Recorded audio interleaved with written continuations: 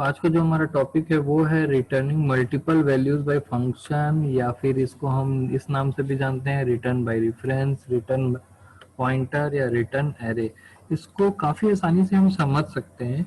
तो देखिए, इसको समझने के लिए बहुत ही सिंपल सा कंसेप्ट है। हमारा जो फंक्शन होता है, चाहे वो किसी भी लैंग्वेज में फंक्शन की बात करें, तो फंक्शन का एक मेथड होता है कि फंक्शन में हम मल्टीपल वैल्यूज पास कर सकते हैं। जैसे मैंने यहाँ पर A B C D 4 values pass की, तो ए बी सी डी के बदले मान लीजिए हमारे पास ए बी सी डी में हमारे पास वैल्यू है 2, 4, 1 और 5। तो ये जो फंक्शन है इसमें 4 वैल्यूज आर्ग्यूमेंट के रूप में जाएगी। तो फंक्शन का जो स्ट्रक्चर है वो इस तरीके से होता है कि मल्टीपल वैल्यूज 0 to n, आप 0 वैल्यू भी पास कर सकते हैं और n वैल्यूज भी पास कर सकते हैं। तो 0 to n वैल्यूज आप इसमें पास कर सकते हैं और इन पे कुछ प्रोसेसिंग होती है। फॉर एग्जांपल इनका जो प्रोसेसिंग है 2 + 4 + 1 + 5, तो ये जो है आपका 5 5 10 12, टोटल होगा इसका 12। तो फंक्शन हमेशा या तो 0 वैल्यू रिटर्न करेगा या तो 1 वैल्यू रिटर्न करेगा, 0 और 1। क्लियर है? तो ये फंक्शन का मेथड होता है, यस सर, क्लियर है।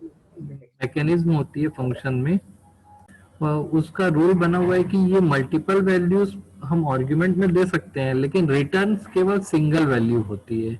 तो क्या हो अगर मुझे फंक्शन से मल्टीपल वैल्यू रिटर्न करानी हो? फॉर एग्जांपल जैसे मैंने यहाँ पर लिया और यहाँ पर मैंने इसको रिटर्न कर दिया। मैं यहाँ पर जैसे इस फंक्शन की बात कर रहा हूँ, अगर मेरा ये फंक्शन है तो यहाँ पर मैं लिखूंगा इंट एक्स, और यहाँ पर कोड रहेगा x = a + b + c + d, और हम रिटर्न करेंगे x को।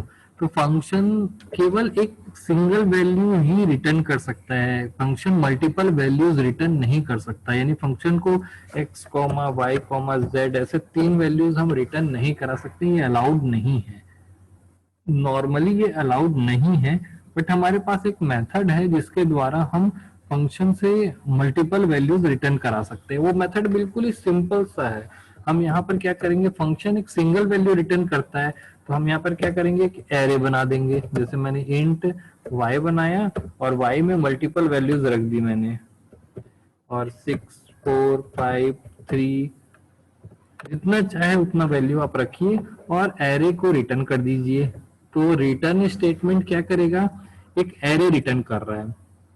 रिटर्न को लग रहा है कि मैं एक सिंगल वैल्यू रिटर्न कर रहा हूँ, लेकिन ये पूरा बंच उठा करके रिटर्न हो रहा है। तो जहां पर भी ये रिटर्न हो रही होगी वहां पर 6 वैल्यू, एरे एक प्रकार का एक बॉक्स है, एरे एक बॉक्स की तरह रिटर्न होगा, और उस बॉक्स में 6-7 वैल्यूज, 8-10 वैल्यूज होंगी। क्लियर है? तो ये जो मेथड है इसके द्वारा हम मल्टीपल वैल्यूज को रिटर्न करा सकते हैं, और इस मेथड को ही हम 3 नाम से जानते हैं, एरे को रिटर्न करना, या मल्टीपल वैल्यूज को रिटर्न करना, या फिर रेफरेंस रिटर्न करना। आपको पता है कि एरे एक पॉइंटर होता है, कांस्टेंट पॉइंटर। एरे जो है वो एक कांस्टेंट पॉइंटर है जो सबसे पहले वाले वेरिएबल का एड्रेस स्टोर करके रखता है, जिसको बेस एड्रेस बोलते हैं।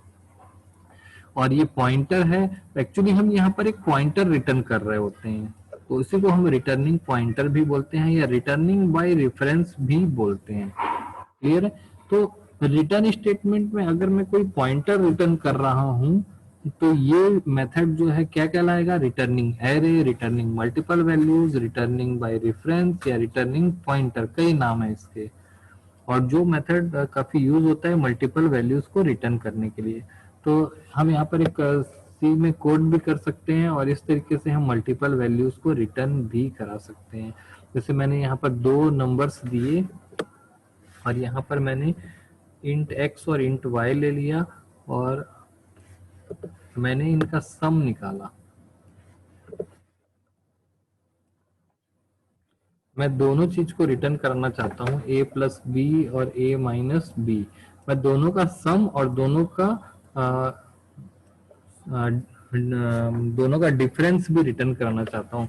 तो मैं यहाँ पर एक एरे बना दूंगा इंट n, और n में जो वैल्यू रहेगी, n की साइज मैंने दे दिया 2, और ये दोनों वैल्यूज को मैं क्या करूंगा, यहाँ पर दे दूंगा n0 इक्वल टू x और n1 इक्वल टू y। दोनों वैल्यू को मैंने एरे में रख दिया। अब देख रहे हैं कि x में सम निकल रहा है और इसमें डिफरेंस निकल रहा है, और एक एरे बना दिया मैंने, और पहले सम निकाला फिर डिफरेंस निकाला और दोनों को एरे में लोड कर दिया, यानी बॉक्स में बंद कर दिया, और यहाँ पर मैं एरे को रिटर्न कर दूंगा। तो n यहाँ पर रिटर्न हो रहा है। n एक्चुअली एक पॉइंटर है या रेफरेंस है, इसके द्वारा मैं मल्टीपल वैल्यूज वहां पर एक्सेप्ट कर सकता हूं। तो जहां पर ये रिटर्न होगा एरे, यहाँ पर जहां पर एरे एक्सेप्ट होगा वहां पर दो वैल्यूज मिलेंगी, x और y। तो यहाँ पर रिटर्न करने के लिए मुझे इंट स्टार लिखना पड़ेगा, क्योंकि ये पॉइंटर मैं रिटर्न कर रहा हूँ। क्लियर?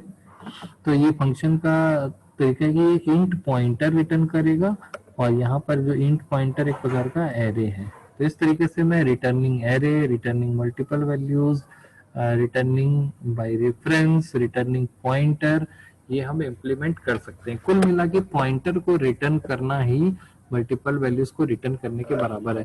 इसको एरे के द्वारा ही नहीं, हम स्ट्रक्चर के द्वारा भी कर सकते हैं। मान लो मैं यहाँ पर मल्टीपल वैल्यूज को रखना चाहता हूँ, तो मैं एक स्ट्रक्चर भी बना सकता हूँ। जैसे मैंने यहाँ पर स्ट्रक्ट बनाया, स्ट्रक्ट ए, और इसके अंदर मैंने बनाया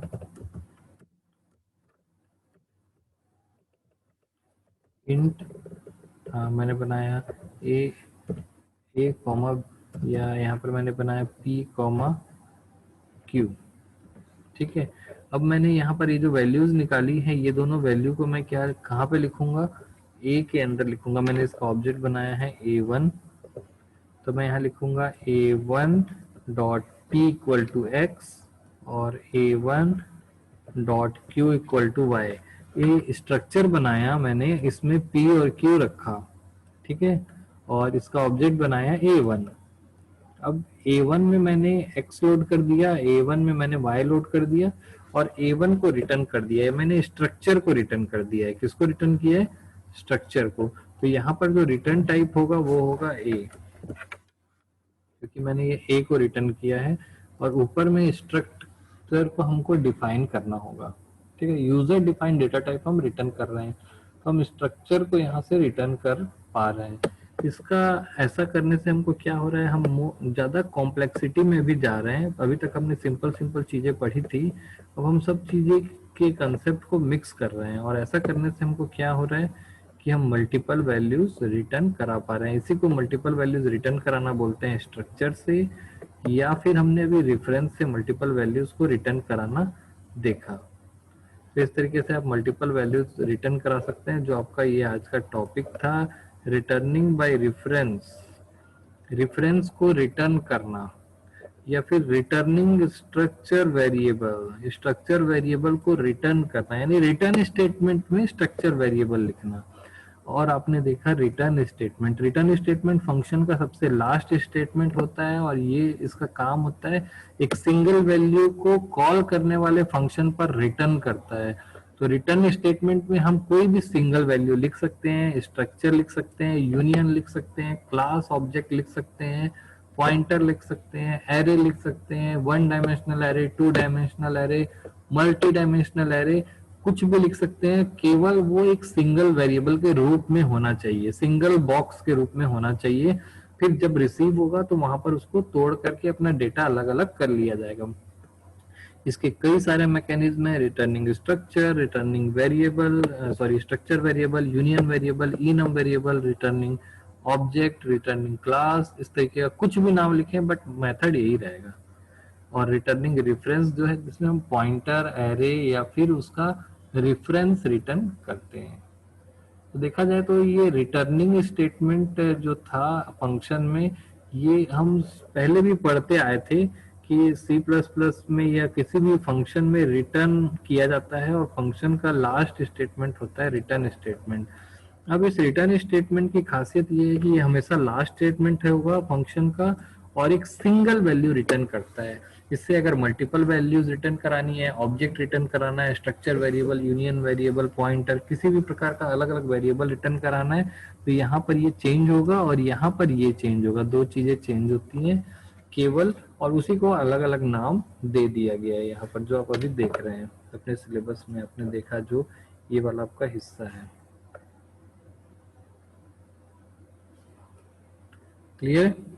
तो इसमें बहुत सिंपल सी चीज थी, किसी को कुछ पूछना है तो पूछ सकते हैं।